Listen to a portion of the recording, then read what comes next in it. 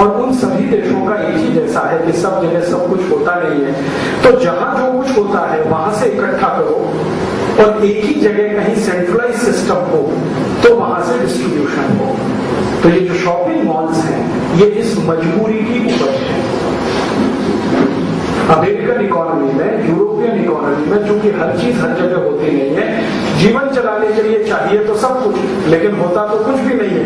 तो उनको हर जगह जहां से भी कुछ मिले वो इकट्ठा करो, सेंट्रलाइज उसको रखो ताकि लोग आकर उसे खरीद कर ले जा सकें और अपनी जिंदगी चला सकें। इसलिए उन्होंने शॉपिंग मॉल्स बनाए। और उनके शॉपिंग मॉल्स आप जानते हैं कि भारत की दुकानों जैसे नहीं है। हमारे यहाँ की दुकान और उनके शॉपिंग मॉल्स में जमीन आसमान का अंतर है। उनके यहाँ के शॉपिंग मॉल में मोटर कार से लेकर सुई और धागे तक एक ही जगह मिलेगा, क्योंकि ना मिले तो उनकी जिंदगी नहीं चलेगी। एक ही जगह मिलना उनके लिए आवश्यक है, नहीं मिलेगी तो जिंदगी नहीं चलेगी। तो उनके सारे शॉपिंग मॉल्स होंगे सेंट्रलाइज्ड, और सेंट्रलाइज्ड शॉपिंग मॉल्स रखने हैं तो उनके लिए सेंट्रलाइजेशन बहुत आवश्यक है। तो उनके लिए बड़ी कंपनियां जरूरी हैं और बड़ी कंपनियों के लिए बड़ा पूंजी निवेश जरूरी है। तो उनके यहाँ एक शॉपिंग मॉल खोलना हो तो 2-5 लाख डॉलर से कम का किस हिसाब किताब नहीं हो सकता। 50 लाख डॉलर का हिसाब किताब है, हो सकता है 1 लाख करोड़ डॉलर में वो खोले। तो इसलिए वहां की बड़ी बड़ी कंपनियां हैं जो शॉपिंग मॉल चलाती है। छोटी कंपनी तो अमेरिका और यूरोप में एग्जिस्ट नहीं कर सकती। तो मान लीजिए एक कंपनी है वॉलमार्ट, उनके अमेरिका में हजारों शॉपिंग मॉल्स हैं क्योंकि बहुत सेंट्रलाइज कंपनी है। वॉलमार्ट का एक साल का टोटल से भारत सरकार के बजट से 2 गुना ज्यादा है। भारत सरकार का एक साल का बजट 5.5 लाख करोड़ का है, वॉलमार्ट का एक साल का सेल 11 लाख करोड़ रुपए का है। वॉलमार्ट के टक्कर की एक दूसरी कंपनी है यूरोप की जिसका नाम है केयरफोर, CAREFOUR, केयरफोर। इनकी बहुत बड़ी सीरीज है पूरे यूरोप में। वॉलमार्ट की बहुत बड़ी सीरीज है पूरे यूरोप, अमेरिका और कनाडा में। तो उनके बहुत सारे सब कुछ काम सेंट्रलाइजेशन पर आधारित है। ये बात जो है समझने की है। सेंट्रलाइजेशन में कोई काम सस्ते में नहीं हो सकता, उसमें बहुत हैवी इन्वेस्टमेंट चाहिए। तो बहुत बड़े इन्वेस्टमेंट पर बहुत बड़े शॉपिंग मॉल्स और बहुत सेंट्रलाइज तरीके से वो चलाते हैं क्योंकि उनकी मजबूरी है। और वो मजबूरी है कि भगवान ने, प्रकृति ने उनको हर जगह कुछ भी नहीं दिया। कुछ जगह कुछ होता है, कुछ जगह कुछ होता है। हर जगह की चीजें एक जगह इकट्ठी करके ही वो डिस्ट्रीब्यूट कर सकते हैं। ये है उनकी मजबूरी। अब भारत की बात करें, भारत में शॉपिंग मॉल्स क्यों चाहिए? इस देश की सबसे बड़ी विशेषता है कि यहाँ सब कुछ सब जगह होता है। मैंने आपको कहा भारत में 35 राज्य हैं, हर राज्य में गेहूं होता है, चावल होता है, चना होता है, मटर होती है, दाल होती है। हर राज्य में केला होता है, हर राज्य में गन्ना होता है, संतरा होता है, हर राज्य में मूंगफली होती है। आपको जीवन में जो भी चीजें आवश्यक हैं, जो आप घर में मसाले इस्तेमाल करते हैं, लगभग 108 मसाले हमारे जीवन में रोज काम आते हैं। हल्दी है, धनिया है, मेथी है, जीरा है, आदि आदि। इनमें से 50% हर जगह होते हैं। हल्दी तो अब लगभग हर समय हिंदुस्तान में कहीं भी हो जाती है। तो जब सब कुछ सब जगह होता है तो हमको सेंट्रलाइजेशन की जरूरत क्या है? हम भारत में 7,32,000 गांवों की बात करते हैं। 7,32,000 में किसी भी छोटे से छोटे गांव में चले जाइए, जीवन जिंदा रखने के लिए आपको जो कुछ चाहिए वो उस गांव में मिल जाएगा। तो भारत में चूंकि हर गांव में सब कुछ होता है, इसलिए यहाँ डिसेंट्रलाइजेशन है। डिसेंट्रलाइजेशन वही होता है जहां सब कुछ होता है। सेंट्रलाइजेशन वहां करना पड़ता है जहां कुछ नहीं होता। तो यूरोप और अमेरिका में कुछ नहीं होता तो वो सेंट्रलाइज सिस्टम में काम करते हैं। हमारे यहाँ सब कुछ सब जगह होता है तो हम डिसेंट्रलाइज इकोनॉमी को चलाते हैं। अब ये जो डिसेंट्रलाइज इकोनॉमी भारत में चल रही है पिछले सैकड़ों साल से, हजारों साल से, समय समय पर इसको तोड़ने की कोशिश की गई। सबसे ज्यादा कोशिश की इसको तोड़ने की अंग्रेजों ने। अंग्रेजों ने डिसेंट्रलाइज इंडियन इकोनॉमी को सेंट्रलाइज करने की पूरी कोशिश की, लेकिन 250 साल के बाद भी वो कामयाब नहीं हुए। 250 साल उन्होंने कोशिश की, फिर भी कामयाब नहीं हुए। अंग्रेजों से पहले थोड़ी यही कोशिश की पुर्तगालियों ने, लेकिन वो भी कामयाब नहीं। थोड़ी देर यही कोशिश की फ्रांसीसियों ने, वो भी कामयाब नहीं हुए। और ये अंग्रेज, फ्रांसीसी और पुर्तगालियों से थोड़े दिन पहले ये कोशिश की इस्लाम को मानने वाले हैं उन सब विदेशी शासकों ने जो भारत से बाहर के थे, भारत की भूमि पर लूट मार करने आए थे। वो चाहे अहमद शाह अब्दाली हो, चाहे तैमूर लंग हो, चाहे नादिर शाह हो, चाहे इल्तुतमिश हो, चाहे महमूद गजनवी हो, चाहे बाबर हो, ये सब जो विदेशी शासक आए उन्होंने भी यही कोशिश की कि हिंदुस्तान का जो डिसेंट्रलाइज करेक्टर है इसको तोड़ मोड़ के एक सेंट्रलाइज बना देगा, लेकिन वो 600 साल में भी कामयाब नहीं। उन्होंने ये कोशिश 10वीं शताब्दी से शुरू की थी, महमूद गजनवी के समय से, और 16वीं शताब्दी तक 10वीं शताब्दी से शुरू की थी, महमूद गजनवी के समय से, और 16वीं शताब्दी तक आते आते उनको भारत से हट ही जाना पड़ा, कामयाब वो नहीं हो पाए। 400 साल यूरोप वालों ने कोशिश की, वो भी कामयाब नहीं हो पाए। अब वही कोशिश इस देश में डॉक्टर मनमोहन सिंह कर रहे हैं, वही कोशिश मनमोहन सिंह कर रहे हैं। जिस कोशिश में यूरोपियन फेल हो गए, इस्लामिक रिपब्लिकन लोग फेल हो गए, उसको मनमोहन सिंह कर रहे हैं। मैं आपको ये स्टाम्प पेपर पर लिख के देता हूं, मनमोहन सिंह भी कामयाब नहीं होंगे, सफल नहीं होने वाले, लेकिन वो नुकसान बहुत कर देंगे इस देश में। सफल तो नहीं होगा, नुकसान बहुत हो जाएगा।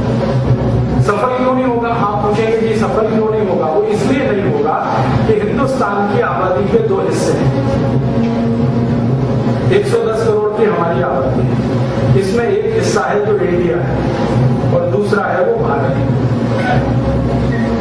ये जो इंडिया है वो हमारा आपका है, हम सब, जिसको हम मिडिल क्लास कहें, अपर मिडिल क्लास कहें, हायर क्लास कहें, इस देश में ये सब इंडिया वाला वर्ग है, लेकिन ये बहुत बड़ा नहीं है, मुश्किल से 25-27 करोड़ के आसपास है। तो 25 से 27 करोड़ का एक वर्ग है जो इंडिया में रहता है।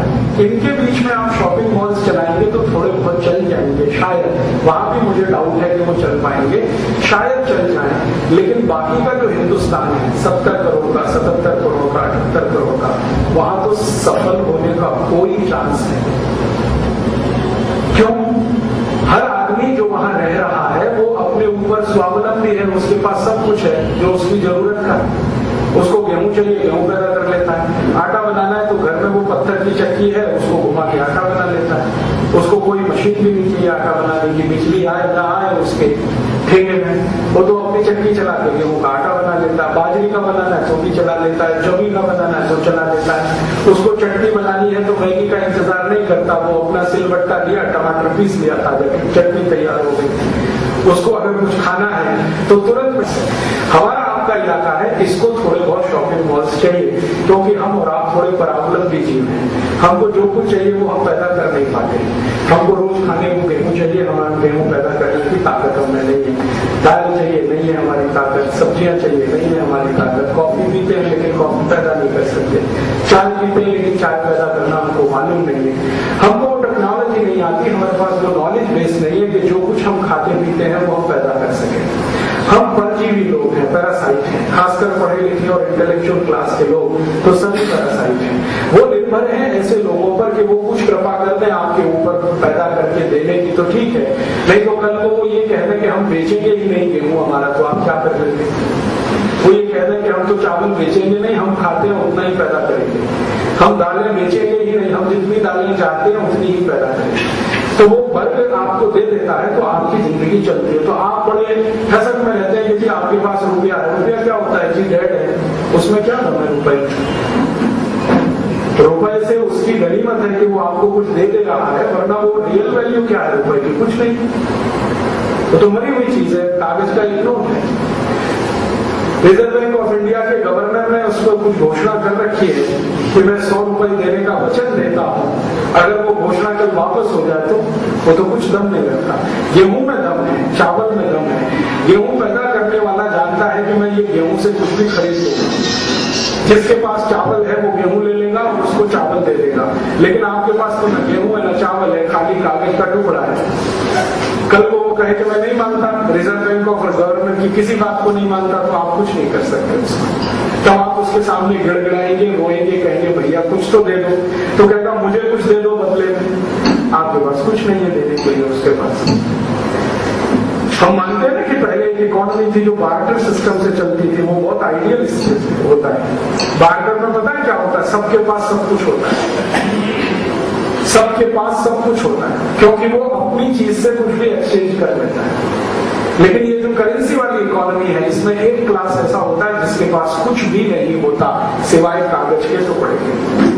और ये कागज का टुकड़ा तभी तक है जब तक रिजर्व बैंक के गवर्नर की गारंटी है। किसी दिन इस देश में कोलैप्स हो जाए पूरी इकोनॉमी और सरकार डूब जाए तो उसकी जिम्मेदारी लेने को कोई तैयार नहीं है, क्योंकि हमारे पड़ोसी देशों में हम ये सब रोज देख रहे हैं।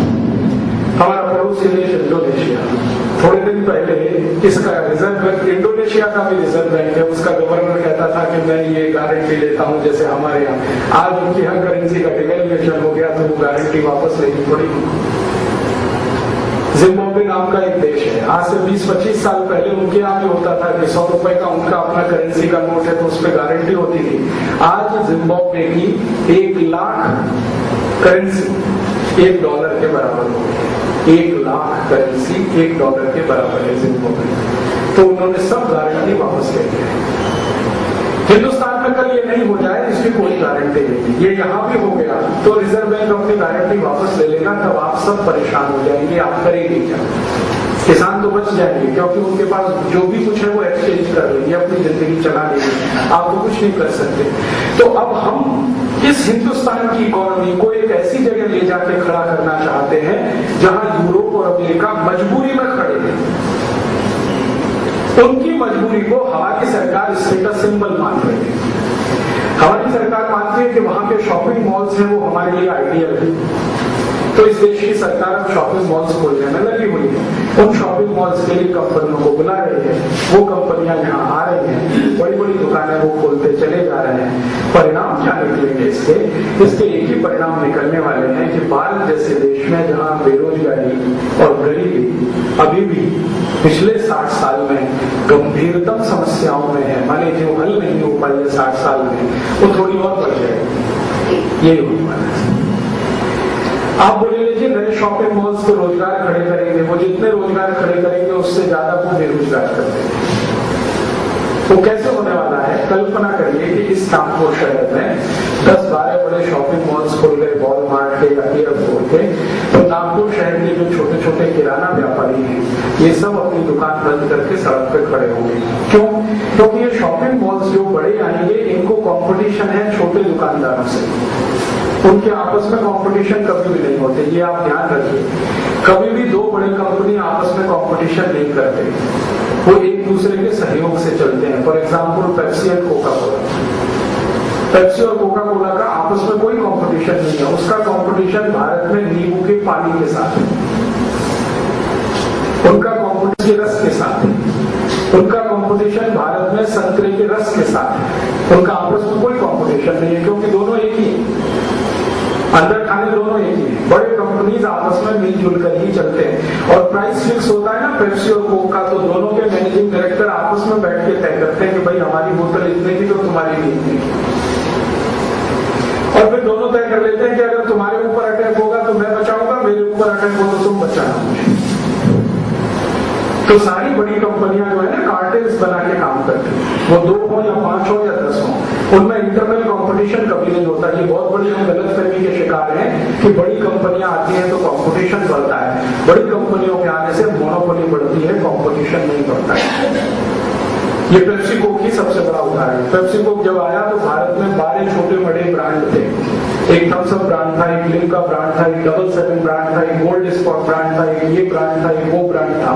लेकिन 2 बड़े जाइंट आ गए तो सब छोटे ब्रांड खत्म हो गए, या तो वो पेप्सी में मर्ज हो गए या कोका कोला।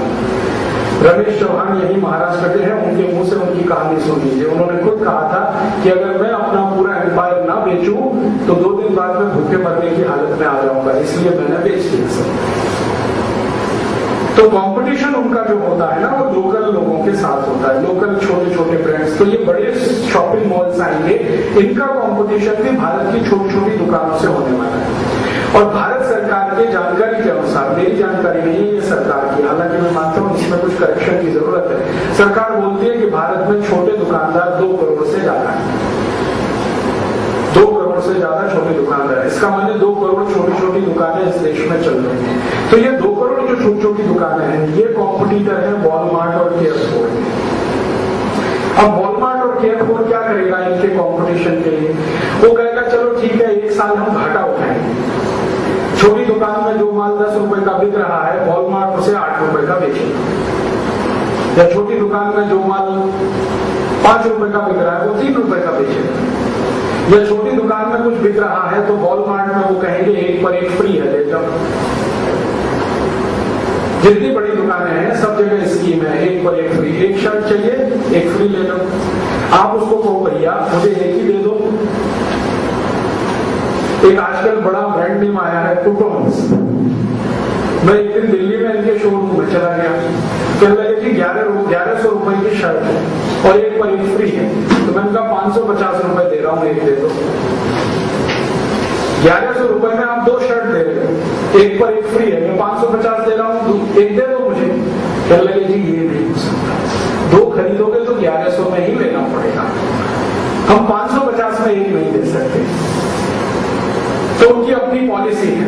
ये पॉलिसी के चलते हिंदुस्तान के 2 करोड़ दुकानदार कुछ भी ऑफर नहीं कर सकते 1 पर 1 फ्री। उनके पास स्पेस नहीं है, उनकी सीमा नहीं है, उनकी लिमिटेशन उनको परमिट नहीं करती कि वो कुछ ऑफर कर सकें। तो होने वाला ये है कि जैसे बड़े शहर नागपुर में उनके 10-12 खुल गए बड़े शॉपिंग मॉल्स, तो छोटे छोटे दुकानदार नागपुर में खत्म। अब ये जो छोटे छोटे दुकानदार खत्म हो जाएंगे, सरकार के पास इनके लिए कोई दूसरा ऑप्शन नहीं, कोई ऑप्शन नहीं। सरकार के पास कोई प्लानिंग भी नहीं है, कोई ऑप्शन नहीं। और ये पूरे देश के बारे में जरा कल्पना करिए कि 2 करोड़ दुकानदार अगर इस देश में खत्म होते हैं तो 10 करोड़ लोगों की जिंदगी खतरे में पड़ती है, क्योंकि एक दुकानदार के पीछे 5 आदमी का जिंदगी है इस देश में एवरेज। तो 10 करोड़ लोगों की जीवन आप खतरे में डाल रहे हैं। ऐसी कोई इकोनॉमी में चेंज आए तो वो देश के हित में होगा, ये बहुत बड़ा प्रश्नवाचक चिन्ह। आप ये कह सकते हैं कि हमारे पास चॉइस बहुत होगी, ठीक है, चॉइस बहुत होगी। मान लीजिए एक बड़े शॉपिंग मॉल में आप चले गए तो आपको जो चीज खरीदनी है उसके हो सकता है 100 ब्रांड हो।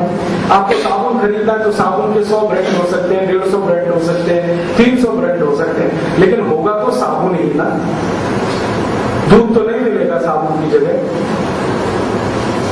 तो पता नहीं हम किस दुनिया में रहते हैं। हम ये सोचते हैं हमें चॉइस बहुत है, 150 ब्रांड में से एक हम खरीद के लाएंगे, साबुन ही होने वाला है, साबुन से आगे तो कुछ नहीं मिलेगा उस सेक्टर में।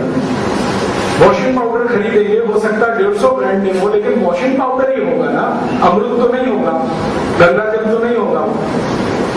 अगर आपको कोई क्रीम खरीदनी है तो हो सकता है 1000 ब्रांड नेम हो उनके पास, तो क्रीम ही होगी ना, उसके अलावा तो कुछ नहीं होने वाला। तो ये जो हम बार बार करते हैं कि हमारे पास चॉइस होगी, हम चॉइस से ये खरीद सकेंगे, थोड़े दिन मान लो आपकी ये चॉइस आपने पूर्ति कर ली, फिर क्या होगा आगे जरा सोचें। होने वाला ये है कि जब आपकी इकोनॉमी में 2 करोड़ लोग अपनी जिंदगी चलाने के लिए लगे हुए हैं छोटी छोटी दुकानों के हिसाब से, ये अगर बेरोजगार होते हैं तो 10 करोड़ लोगों की तो परचेसिंग कैपेसिटी ही खत्म, क्योंकि उनके पास रोजगार का दूसरा साधन नहीं। अगर उनकी परचेसिंग कैपेसिटी खत्म हुई तो मार्केट में डिमांड कम, और मार्केट में डिमांड कम तो प्रोडक्शन कम, और मार्केट में डिमांड और प्रोडक्शन दोनों ही कम तो इकोनॉमी कोलैप्स, और इकोनॉमी कोलैप्स तो आप सबको डूब मरने के लिए कोई रास्ता नहीं। सोचिए जरा इसको इस तरह से।